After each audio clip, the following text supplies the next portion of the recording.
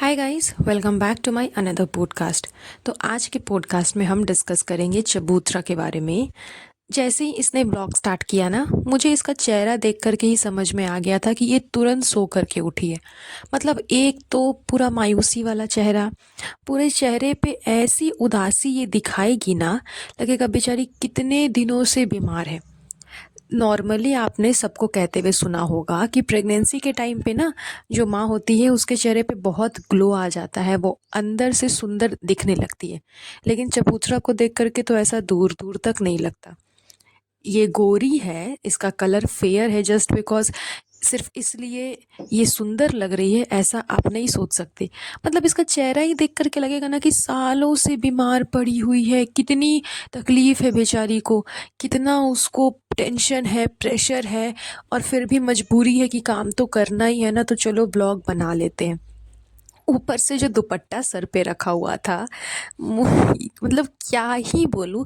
सामने कैमरा है, आपको दिख रहा है कि आप कैसे शूट कर रहे हो, क्या दिख रहा है कैमरे पे, उसके बावजूद दुपट्टा सही नहीं करना, एडिटिंग करने के टाइम पे भी उस चीज़ को कट नहीं करना। पता नहीं क्या समझ में नहीं आता इन लोगों का कि कुछ भी दिखा देना है। क्योंकि देखो, इनको ना पता है कि कुछ भी दिखा देंगे व्यूज़ आएंगे ही आएंगे, पैसे बनेंगे ही बनेंगे, तो दिमाग क्यों लगाना, एफर्ट्स क्यों लगाना, क्यों इतनी मेहनत करना।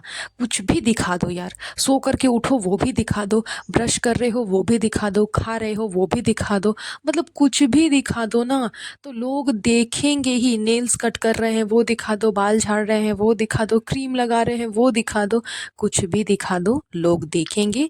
तो फ़र्क नहीं पड़ता कि हाँ, कंटेंट पे थोड़ा ध्यान दे, क्रिएटिविटी पे थोड़ा सा ध्यान दे, एडिटिंग पे ध्यान दे कि क्या दिखा रहे हैं, क्या दिख रहा है, सही लग रहा है, गलत लग रहा है, कोई मतलब नहीं है।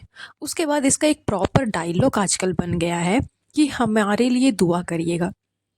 और किसी के पास में कोई काम नहीं है कि तुम्हारे लिए दुआ करते रहेंगे। उसके बाद जो होगा आपको दिखाएंगे, जो होगा आपको दिखाएंगे। अरे यार, तुम तो व्लॉग बना ही इसलिए रही हो कि तुमको दिखाना है कि तुम क्या कर रही हो। तो ये बात बोलोगी तभी लोगों को पता चलेगा कि तुम व्लॉग बना रही हो, व्लॉग में दिखाना चाह रही हो। नहीं बोलोगी तो नहीं पता चलेगा। ये इसका कॉमन डायलॉग हो गया। जैसे जनाब का कॉमन डायलॉग था ना, पेरेंट्स के लिए, पेरेंट्स के साथ प्यार करिए, हंसी मजाक करिए, उनके साथ बैठिए। धीरे धीरे धीरे धीरे पता नहीं जनाब को क्या हो गया कि उस जनाब ने उस डायलॉग को ही डिलीट कर दिया। अब वो ये डायलॉग नहीं मारते, क्योंकि उसको पता है कि पेरेंट्स को लेकर के उसकी काफ़ी ट्रोलिंग हो चुकी है। लेकिन चबूतरा चबूतरा ने अभी नया डायलॉग स्टार्ट किया है, दुआओं में हमें याद रखिएगा, हमारे लिए दुआ करिएगा, और जो भी होगा ना व्लॉग में आपको दिखाएंगे, जो भी होगा ना व्लॉग में आपको दिखाएंगे। तो चबूतरा का भी अभी नया नया डायलॉग बन करके आया है। ये कितने दिन तक कंटिन्यू रहता है इसको भी देख लेंगे। नीचे, क्योंकि इसको अम्मी से कुछ सूट लेना है। वैसे तो इसके पास में खुद सूट की भरमार है, कोई कमी नहीं है।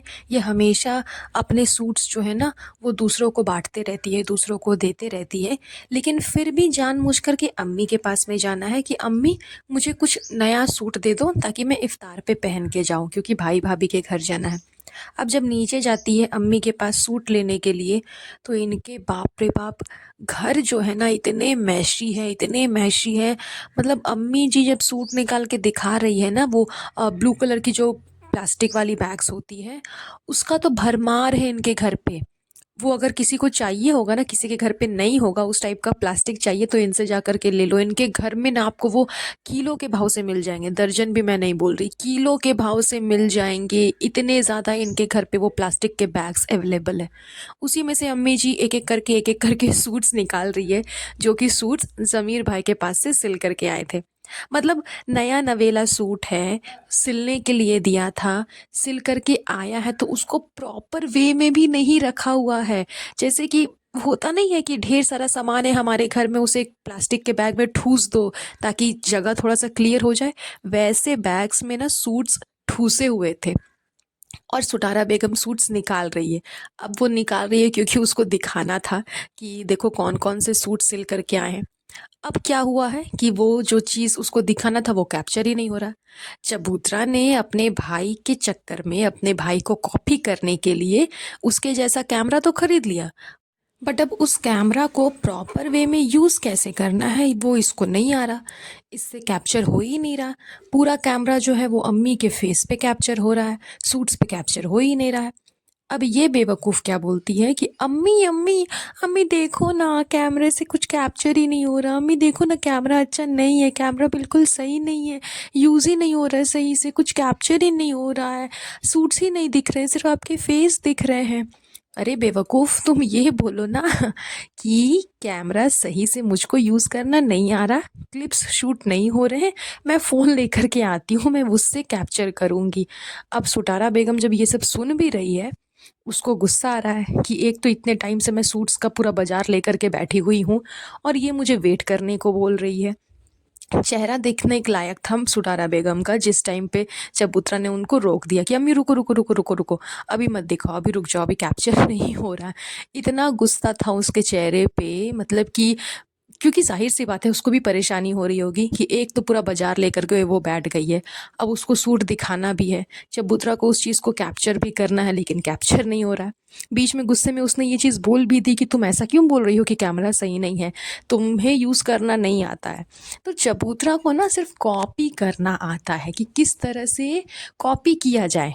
किसी ने कोई चीज़ अगर परचेज़ की है, खरीदी है, तो मैं भी खरीदती, मतलब मुझको भी खरीदना है, मुझको भी वो चीज़ लेना है, ताकि मैं भी तो बोल सकूँ ना कि हाँ, मैं भी उस स्टैंडर्ड में रहती हूँ, मेरा भी लाइफ़स्टाइल बहुत अच्छा है, मैं भी एडवांस स्टैंडर्ड लाइफ़स्टाइल जीती हूँ, जैसा कि भाई जीता है, क्योंकि पैसे की तो खैर कोई कमी नहीं है।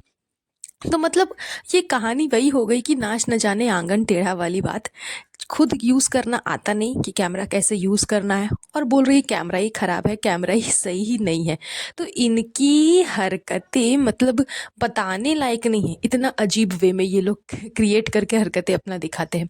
उसके बाद अच्छा ये क्वेश्चन पूछती है एक, वो भी सबसे लास्टली में, बीच के व्लॉग्स तो मैंने इसके स्किप किए हुए थे।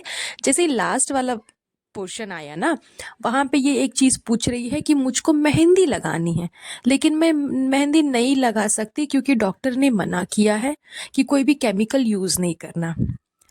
आप मुझे एक चीज़ बताओ, जब गोद भराई होती है तो क्या मदर्स जो होती है वो मेहंदी नहीं लगाती? उस टाइम पे तो प्रॉपर 16 श्रृंगार किया जाता है, एकदम ए टू जेड तक, ऊपर से लेके नीचे तक पूरा श्रृंगार किया जाता है गोद भराई के टाइम पे। तो क्या उस टाइम पे मदर्स जो होती है वो मेहंदी नहीं लगाती? बिल्कुल लगाती हैं। तो फिर चबूतरा क्यों नहीं लगाएंगी? और अगर तुमको नहीं लगाना है, डॉक्टर्स ने मना किया है, क्या मना किया कि केमिकल यूज़ नहीं करना है। विदाउट केमिकल भी तो बहुत सारी मेहंदीज होती हैं, उसको लगा लो ना, वो नहीं लगा सकती। उसके बाद ये पूछ रही है लोगों से ही कि आप ही लोग मुझे सजेस्ट करो, आप ही लोग मुझको बताओ कि मैं कौन सी मेहंदी लगाऊं, कौन सी मेहंदी नहीं लगाऊं, और लगाऊं कि ना लगाऊं। क्यों? आपकी भाभी जान नहीं है?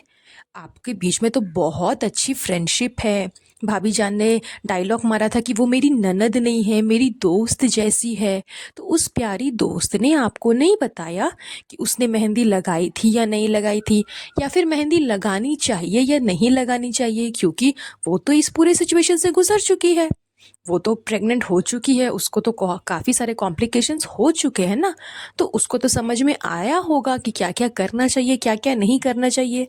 तो फिर उसने आपको कुछ नहीं बताया कि मेहंदी लगाओ या फिर मेहंदी मत लगाओ। तो ये सब सिर्फ ड्रामे हैं। इसको पता है कि लगाना है या नहीं लगाना है, एंड कौन सी इतनी बड़ी बात है मेहंदी लगाना। आप कोई बीमार नहीं हो, आपकी तबीयत नहीं ख़राब है, आपको सर्दी ज़ुकाम नहीं हुआ है, कि आपको बुखार नहीं हुआ है कि अब मेहंदी ठंडा, एक ठंडी चीज़ होती है वो, कि आप उसको लगाओगे तो आपको फिर से ठंड पकड़ लेगी या फिर आपको फिर से सर्दी हो जाएगी। नो, तबीयत तो ख़राब नहीं है ना, बीमार नहीं हो ना, आप प्रेग्नेंट हो। तो वहाँ पे आप जितना हो सके उतना अगर खुश रहोगे, उतना अगर साज श्रृंगार करके रखोगे तो अच्छा होगा। लेकिन नहीं, इसको तो दिखाना है कि बेचारी सालों से बीमार है, बेचारी को कुछ समझ नहीं आ रहा क्या करना चाहिए नहीं करना चाहिए, बहुत डरी हुई है। मतलब जितना ये डरी हुई नहीं है ना, उससे ज़्यादा ओवर एक्टिंग कर करके दिखाती है। एंड ओवर एक्टिंग तो खैर इनकी खानदानी है, पूरे खानदान में सब दिखाता है ओवर एक्टिंग कर करके, चाहे वो मैडम हो, जनाब हो या चबूतरा हो। तो मेहंदी लगाना कोई बहुत बड़ा डिसीजन नहीं है कि लगाऊं कि ना लगाऊं, इट्स नॉर्मल। और लगा सकती है, बिना केमिकल के भी काफ़ी मेहंदी आती है। लेकिन इसका कहना ये भी है कि बिना केमिकल वाले रंग नहीं आते। मतलब कितनी डम्प है यार, ये रियली में इतनी डम्प है या सिर्फ ये दिखाती है? विदाउट केमिकल वाले मेहंदी में क्या कलर नहीं आते? बहुत सारे ऐसे मेहंदी हैं जिसमें कलर आते हैं। नॉर्मली आप गाछ जो होता है, मेहंदी का जो प्लांट होता है, उसको तोड़ करके घर पे पीसो और फिर उसको लगाओ, देखो क्या मस्त कलर आता है। तो ये सिर्फ दिखाती है कि ये डंप है, बट ये है नहीं।